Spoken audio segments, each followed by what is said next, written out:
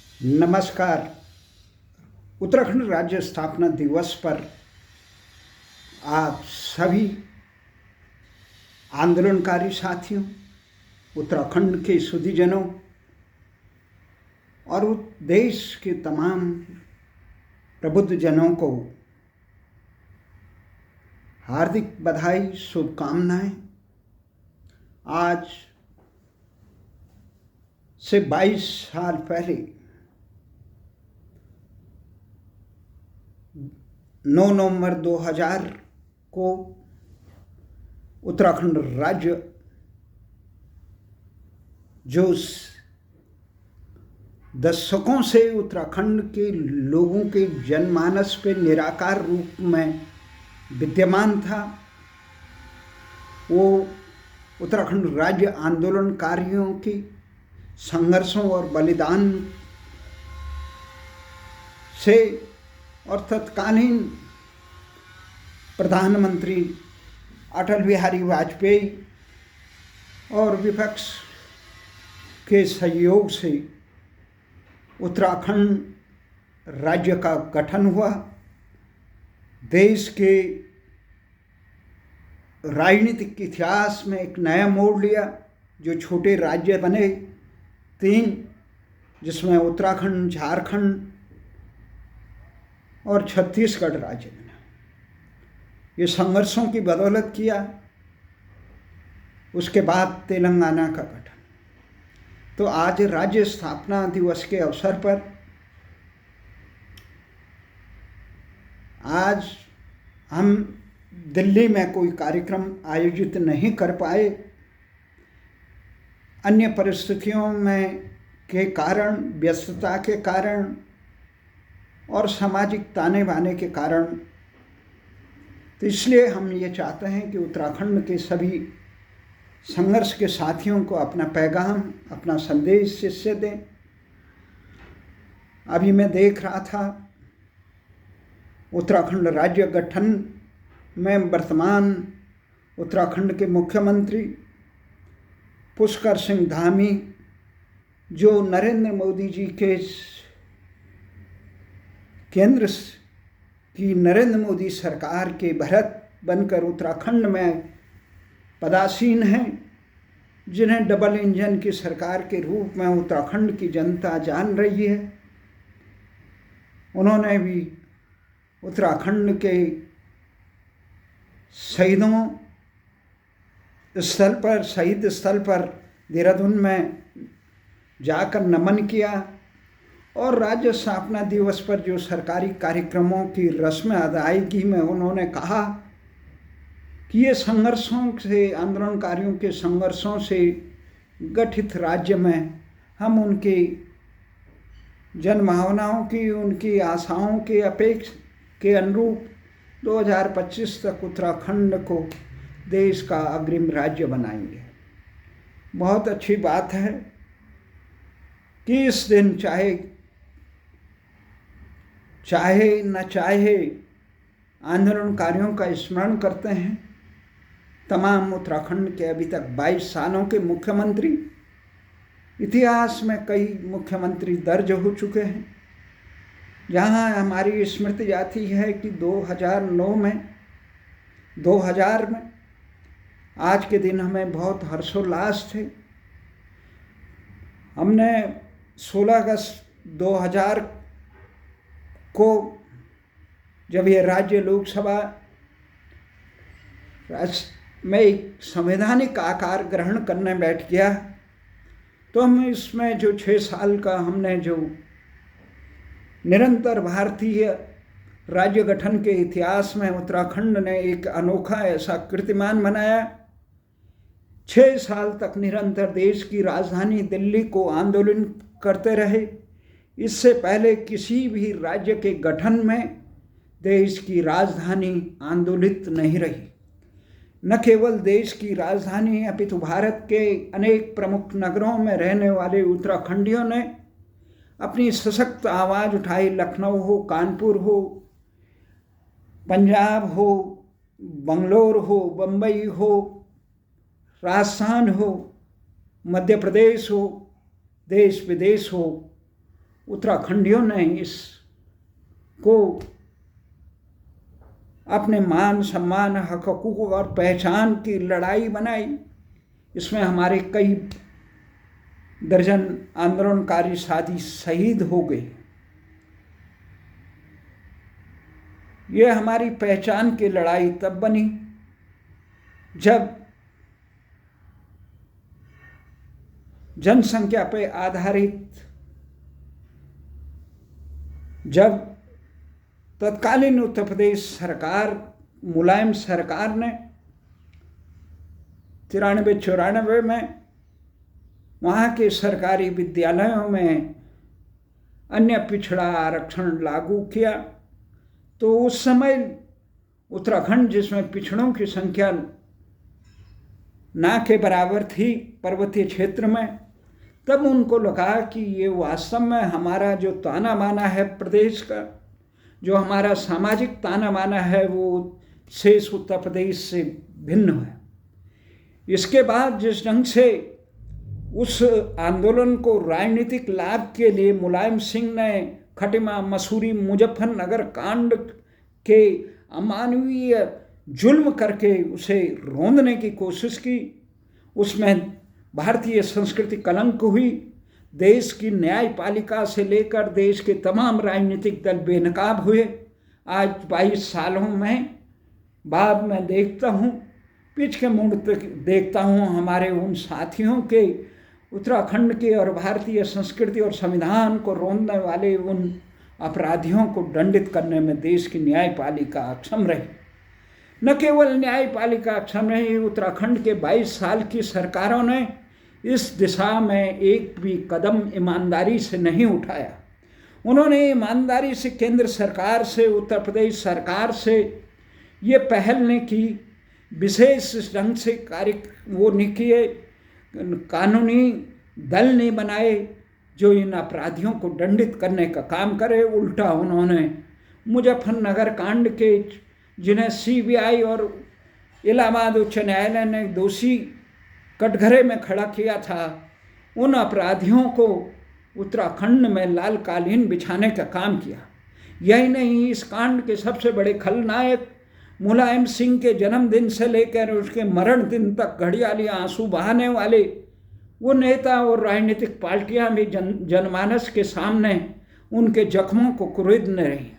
तो आज उत्तराखंड की जनता को मालूम चल गया कि उत्तराखंड के साथ कोई नहीं है।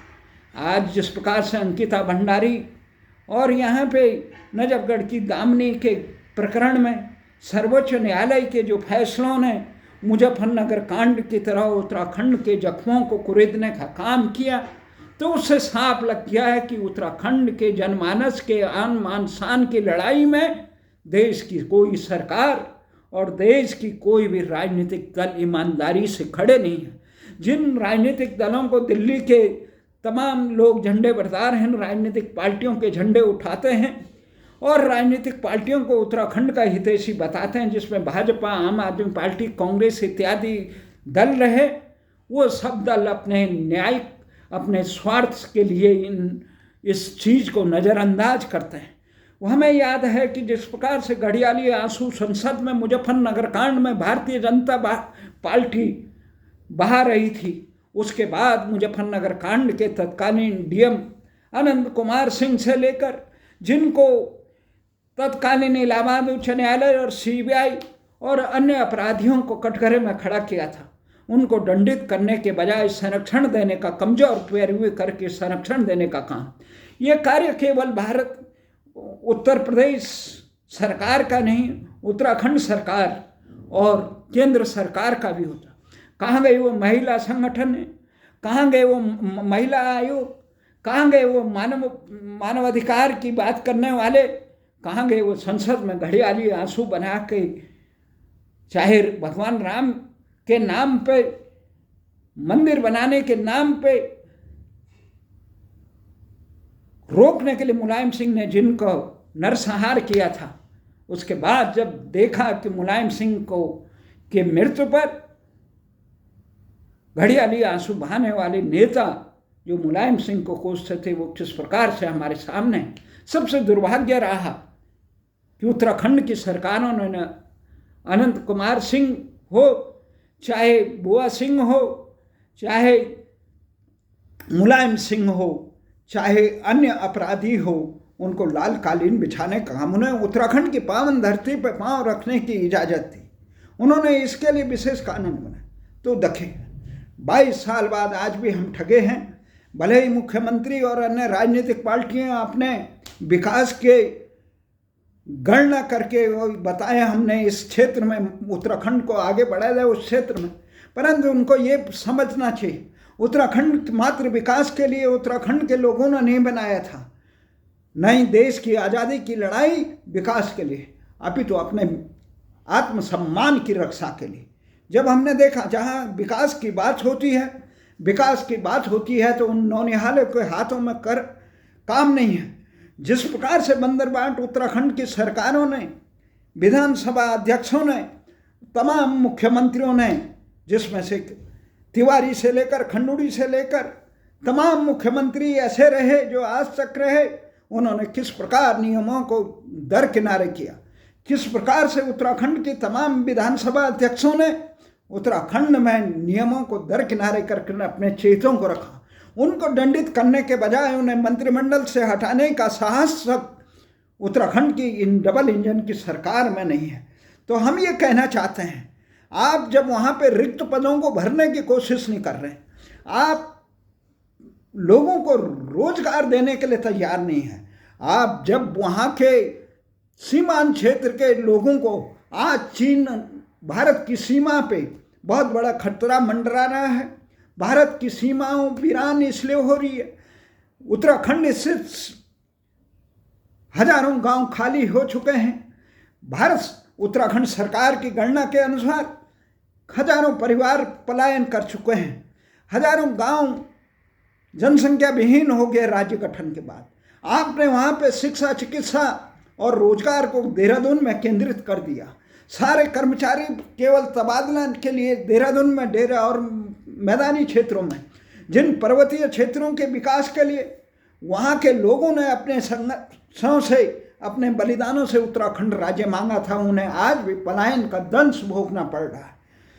वहाँ पे जिला मुख्यालयों तक चिकित्सा और शिक्षा के बेहतर संबंध, तो किस प्रकार से युवा किस प्रकार से चले जा रहे हैं और निजी कंपनियों का किस प्रकार से वहाँ शोषण होता है, ये अंकिता भंडारी के प्रकरण से उजागर हो गया।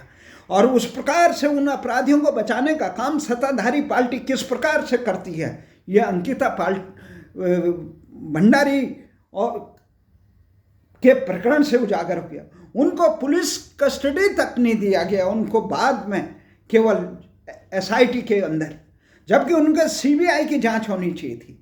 CBI के बाद उन अपराधियों को निरंतर उन पर साक्ष्य सब तबाह कर दिए। जिलाधिकारी कह रहे थे कि हमारे आज्ञा के बिना हमने नहीं दिया आदेश, उसके जहाँ पे अपराध स्थल था, जहाँ पे जिसका प्रकरण था, उसको ध्वस्त कर दिया, वहाँ आग लग गई।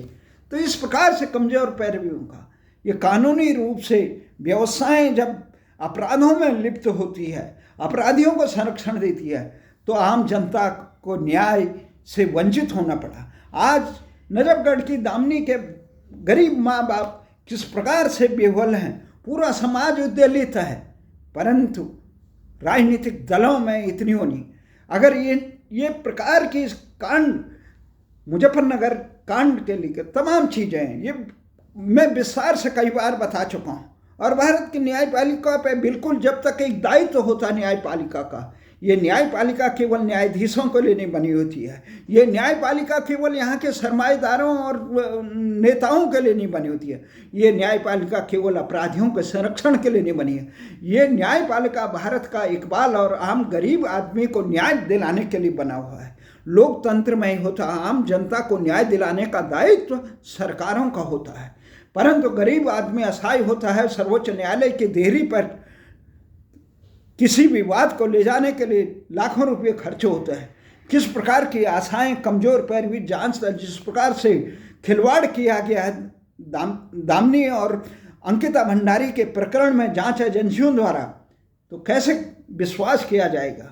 सर्वोच्च न्यायालय में 2014 के बाद ये मुकदमा पड़ा हुआ था, अब जाके उसका निस्तारण किया गया, उसमें वो दिया गया, वो भी अपराधियों को बरी कर दिया गया। क्या कहा जाए, ऐसे अपराधी को संदेह का लाभ नहीं मिलना चाहिए। हमारा तो ये मानना है गरीब आदमी की भी फरियाद सुनने का साहस और दायित्व व्यवस्था का होता है। इन तमाम चीज़ों में अब आ जाते हैं हम, आंदोलनकारियों को नमन करते हैं मुख्यमंत्री, और आंदोलनकारियों के सम्मान के नाम पर तमाम घोषणाएं कागजी हो गई। उनको पेंशन मिलेगी, उनको सम्मान होगा, उनका ये होगा। आज तक भी आंदोलनकारी जो असली समर्पित आंदोलनकारी, 6 साल तक हम रात दिन रहे, सैकड़ों धरने प्रदर्शन वो किए, परंतु नियम क्या बनाए, जेल जाने। जेल हम कानूनों का वो कर रहे थे, उल्लंघन कर रहे थे। शांतिपूर्ण आंदोलन करना क्या अपराध है इस देश में? किसने बनाए ये नियम? तमाम उन उत्तराखंड विरोधियों के प्यादों द्वारा बनाए गए नियमों को थोपकर आंदोलनकारियों को अपमानित किया, अपने चेतों को बांटा गया। और जो समर्पित आंदोलनकारी थे दिल्ली से, जिन्होंने दिल्ली में इस आंदोलन का वो हुआ, जहाँ उत्तराखंड की महिला शक्ति, पूर्व सैनिक संगठन, तमाम उत्तराखंड क्रांति दल से लेकर सारे कर्मचारी संगठन से लेकर छात्र युवा सब जुड़े हुए थे। उस संगठन को आपने नज़रअंदाज किया। जहाँ पे लालायित रहे तिवारी जी आने के लिए, जहाँ पे पूरे देश विदेश के लोग नेता आते थे, उत्तराखंड का प्रतीक बन गया था। यहाँ केंद्रीय मंत्री जहाँ पे धरने पे अनशन तोड़ा था खैट पर्वत के से आए आंदोलनकारी, उनको तुमने, जिन्होंने मुलायम सिंह के गुंडों को बसपा से लेकर कांग्रेस भाजपा के असामाजिक तत्वों से संघर्ष किया था, उन लोगों को आपने नज़रअंदाज, और कह रहे हैं कि हमने आंदोलनकारियों का सम्मान किया। किस आंदोलनकारी? शर्म तो नहीं आती है? जरा भी लज्जा होती है? इतने साल तक फरियाद कर रहे हैं आंदोलनकारियों को चिन्हीकरण तक, जो यहाँ पे एक उप जिलाधिकारी भी रखा गया था, उनके द्वारा बनाए गए उनको चिन्हित भी नहीं किया गया। मन मर्जी नाम आए, 5 प्रकार के मापदंड आपने बना दिया। क्या है 2000 के बाद से 2008 में बनाए गए मापदंड? मेरे जिन आंदोलनकारी कौन है ये पुलिस नहीं बताएगी, हॉस्पिटल नहीं बताएंगे, पत्रकार नहीं बताएंगे, ये आंदोलन करने वाले प्रमुख संगठन बताएंगे कौन समर्पित आंदोलनकारी था। आंदोलनकारी वो नहीं था कि आसाराम का लड़का और वहाँ से जिस मर्जी को आपने आया, एक दिन आया नहीं आया उसको भर दिया, और जो समर्पित रहे उनके जान, उन्होंने पुलिस प्रशासन पे पथराव नहीं किया, वो आंदोलनकारी नहीं माने जाएंगे जो शांतिपूर्ण कर रहे थे। आंदोलनकारियों को अपमानित करने का काम किया आपने। जेल के चक्कर कटवाए कि जेल से रिकॉर्ड लाइए, उससे रिकॉर्ड लाइए, हॉस्पिटल से कोई लुटेरे थे। शांतिपूर्ण आंदोलन करना, गांधीवादी आंदोलन, एक तरफ कहते हैं शांतिपूर्ण आंदोलन करो, दूसरे को जेल से लाओ, वहाँ से लाओ, काहे को लाओ भाई? हम शांतिपूर्ण आंदोलन नहीं मानते हो आप इस देश के संविधान को नहीं मानते हो, आप लोकतंत्र पे विश्वास नहीं करते हैं। आप ये जानते हैं कि सारे आंदोलनकारी हिंसक होते हैं क्या? जो केवल आग लगाए, सरकारी संपत्ति का नुकसान करे, पुलिस प्रशासन पर प्रताव करे, वही आंदोलनकारी है। आंदोलनकारी वो है शांतिपूर्ण ढंग से न्यायोचित होकर भारतीय संविधान के अनुरूप अपनी आवाज़ उठाए, वो आंदोलनकारी। आंदोलनकारी आपसे खुश। युवाओं का आपने सत्यानाश कर दिया। जरा आशा थी भर्ती पे, वो भी, उस पर भी ग्रहण लगा दिया अग्निवीर का। अब किस चीज का होगा? कहाँ ले जाएंगे? कौन से आंकड़ों की जम पे आप जादूगरी करेंगे?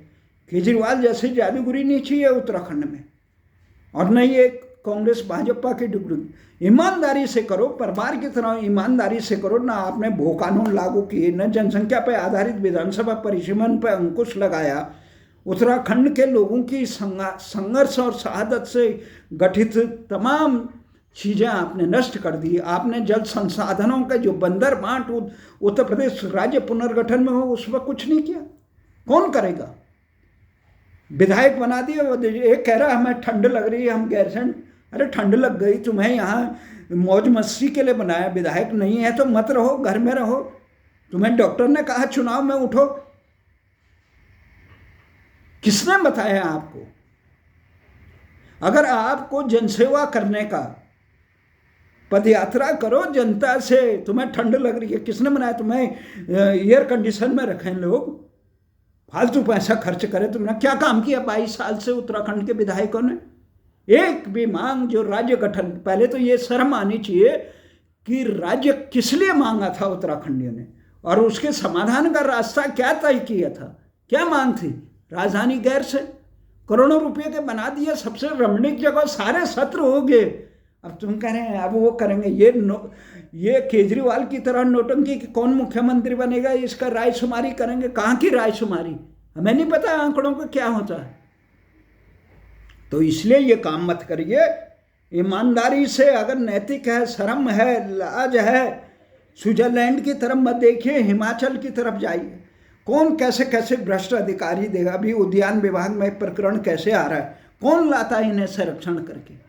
इसलिए जनादेश का सम्मान होना चाहिए, कुछ ईमानदारी हो।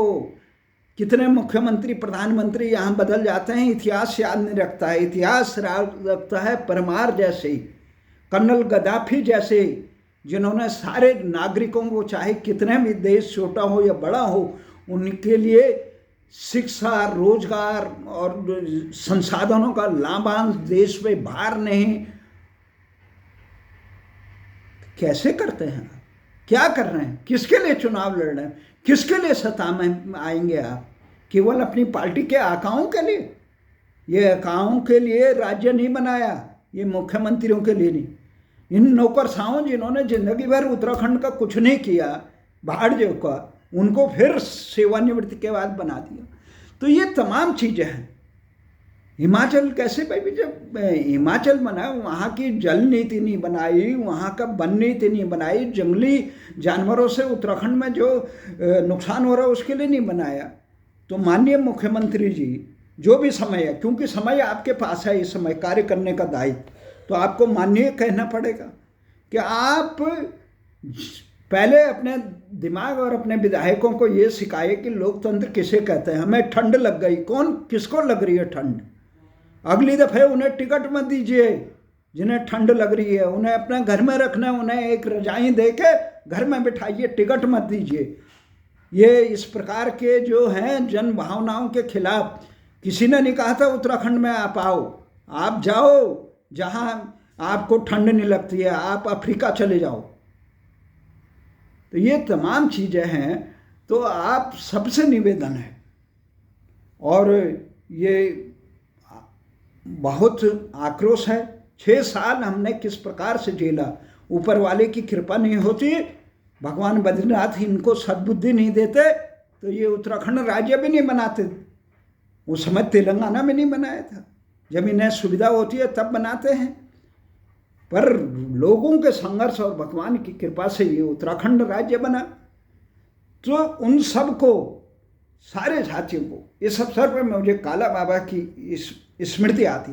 वो कहते थे, देव सिंह, एक दिन तू भी जिस ढंग से हमने आज़ादी के आंदोलन में, आज़ादी के बाद आज ये देखा कि ये बर्बादी के अलावा कुछ नहीं हो रहा है, एक दिन तू भी देखेगा कि उत्तराखंड राज्य बनना है। ये राज्य बनाया हम लोगों ने, तुम लोगों के संघर्ष की बदौलत, और तुम देखोगे किस प्रकार से ये भ्रष्टाचारी राज्य का बर्बादी की तरफ कर रहे हैं।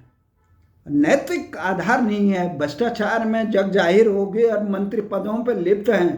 प्रधानमंत्री के साथ केदारनाथ में जा रहे, पूजा अर्चना से नहीं होगा।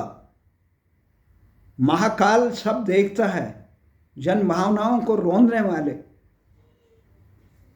देश की सुरक्षा और जनता को रोजगार, उत्तराखंडियों ने पलायन पे अंकुश लगाने के लिए किया था।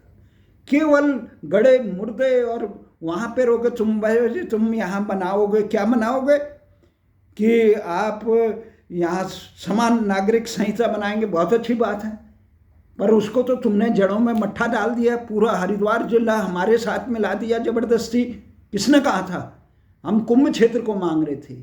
आपने अवैध बस्तियों में जो देहरादून, उन्हें 2024 तक वो कर दिया। आपने पूरे जितने रोहिल्ला और ये बांग्लादेशी घुसे हैं उनको संरक्षण दे रहे हो वोट के लिए, और कह रहे हैं कि हमने कर दिया। आपने उत्तराखंड की अपनी भाषा को मानता नहीं थी, पता नहीं कहाँ कहाँ से की भाषाओं को उत्तराखंड में थोप दिया। आप क्या करना चाहते हैं? कहाँ कहाँ के अपराधी आते हैं। उत्तर प्रदेश से अपराधी बचने के लिए उत्तराखंड में आ रहे हैं, पंजाब से बचने के लिए अपराधी उत्तराखंड में आए, कुख्यात आतंकी गिरोह के अपराधी उत्तराखंड में बच रहे हैं। आपने क्या किया? न कानून व्यवस्था देखी, न जनता की खुशहाली के लिए किए। किसके लिए किए? अपने आकाओं के लिए। आकाओं की अगर उत्तराखंड राज्य गठन के बाद यहाँ की जमीनों और संसाधनों की बंदर बांट पे श्वेत पत्र निकल जाए तो इनके आकाओं के भी चेहरे बेनकाब हो जाएंगे। किन किन को आपने जमीनें दी यहाँ, किन किन संगठनों को? ये एनजीओ के भी तमाम बेनकाब हो जाएंगे। परंतु ये है, आज हम उन शहीदों, आज हम जिंदा हैं, हमें खुशी है कि एक सपना हमने देखा, उसका संघर्ष किया। भले ही हम करोड़ों की अरबों की दौलत नहीं कमा पाए, बड़ी अट्टालिकाएं नहीं बना पाए, बड़े पदों पे नहीं आसीन हो पाए, पर उत्तराखंड की आवाज़ को आज उठाने के लिए हम जिंदा हैं और तब तक रहेंगे जब तक ये लोगों उत्तराखंड की जन भावनाओं के अनुरूप काम नहीं करते हैं। तो हम इसी आशा और विश्वास के साथ हम लड़ेंगे साथी, जब तक। इसीलिए हमने राजनीति में कदम नहीं रखा कि हमें मालूम था राजनीति में जाकर दलीय अनुशासन और दल के नाम पे हमारी आवाज़ बंद करने का काम करेंगे, लेकिन हम बाहर रह के आवाज़ उठाएंगे।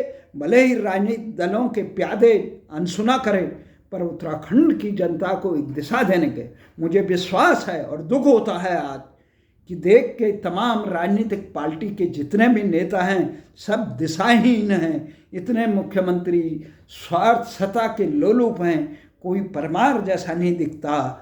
और जो छोड़ा करने की कोशिश करे उसे ना आसीन किया जाता है और न पद पे रहने दिया जाता है, सत्ता से बेदखल किया जाता है।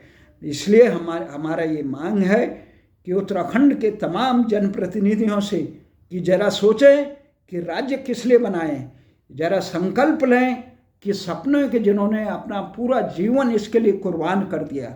6 साल पे हमारे उन तमाम साथियों का आज हम ये देखते हैं, कई साल तक हमारे साथ रहने वाले गैरसैंण के अशोक लाल शाह, यहाँ रुद्रप्रयाग के रणजीत पंवार, देवेंद्र चमोली, सूरज सिंह राणा तो चले गए और उसके साथ भाकुनी जी भी, ताकुला के भाकुनी जी भी चले गए। पर लेकिन हमारे तमाम साथी जिन्होंने वर्षों तक हमारे साथ संघर्ष किया वो आज बदहाली में हैं। मैं आशा कई बार मुख्यमंत्रियों से कहा, कई लोगों से कहा, पर हमें आशा है भविष्य में हम उन लोगों को सम्मानित करने का, उनको कुछ उनके आंसू पोंछने का कुछ काम करेंगे। इसी आशा और विश्वास के साथ भले ही तमाम संगठन हैं राज्य स्थापना के दिवस के दिन नाम पर दुनिया भर के नाच गाने करते हैं, पर उन्हें यही नहीं पता कि उस राज्य के सबसे आदरणीय प्रॉपर्टी डीलर नहीं है, धन पशु नहीं है, सरकारी नौकर नहीं है जिनके लिए वो आरती उतारते हैं, पर वो लोग हैं जिन्होंने अपना जीवन कुर्बान करके केंद्र सरकार को मजबूर कर दिया था उत्तराखंड राज्य गठन के लिए। ये हमारी पहचान मिली और हमें दुख होता है जब कुछ लोग कहते हैं कि हम केंद्र शासित प्रदेश, उन्हें पता नहीं है केंद्र शासित प्रदेश अपनी सांस्कृतिक विरासत, जब हम छोटे से नौकरशाहों पे अंकुश नहीं लगा सकते हैं, ऑल इंडिया कैडर पे क्या रहेंगे और जिनकी जवाबदेही कुछ नहीं है, हम अपनी सांस्कृतिक विरासत को कैसे बचाएंगे, हम अपने भौगोलिक परिस्थितियों को कैसे बचाएंगे। और जो ये कहते हैं कि उत्तर प्रदेश में ठीक रहते हैं, उन्हें खटिमा, मसूरी और मुजफ्फरनगर कांड कराने वालों को ध्यान देना चाहिए, जहाँ पर जातिवाद के नाम पर केवल यही कहा गया कि हमें नहीं चाहिए तुम्हारी 19 सीटें। क्यों क्या कहा? अगड़े पिछड़े के नाम पर राजनीति करने वाले, जातिवाद के नाम पर राजनीति करने भारतीयों को भारतीय पहचान न देने वालों से कैसे टकराएंगे। परमात्मा का शुक्र है कि सदियों के बाद उत्तराखंडियों ने पहले लड़े होंगे राजा महाराजा और देश के लिए, अंग्रेजों के लिए या 2 पैसे के लिए, पर पहली बार उत्तराखंड के लोगों ने अपनी पहचान के लिए लड़े और पहचान लेके रहे। वो पहचान हमें मिली, हम शुक्रगुजार हैं। हमारे कई साथी इस पहचान को देखे बिना चले गए। हम उनकी स्मृतियों को और तमाम बाबा मोहन उत्तराखंडी से लेकर देव सिंह नेगी इत्यादि तमाम आंदोलनकारियों को एक विश्वास दिलाना चाहते हैं, जब तक इस तन में सांस रहेगी उत्तराखंड की जन आकांक्षाओं की आवाज़ हम उठाते रहेंगे। जय हिंद, जय